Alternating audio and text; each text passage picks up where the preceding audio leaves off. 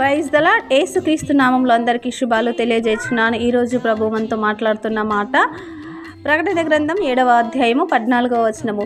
నీకే తెలియననగా అతడు ఇలాగు నాతో చెప్పెను, వీరు మహాశ్రమల నుండి వచ్చిన వారు గొర్రెపిల్ల రక్తంలో తమ వస్త్రములను ఉదుకుకొని వాటిని తెలుపు చేసుకొనిరి.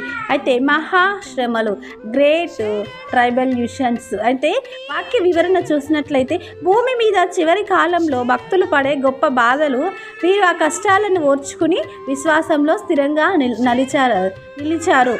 మరి వస్త్రాలను ఉదుకుకొనుట అంటే మనుషులు పాపాలు దేవుని కుమారుడైన యేసుక్రీస్తు అంటే ఆ గొర్రెపిల్ల యొక్క సిల్వర్ రక్తంలో కడగబడతాయి.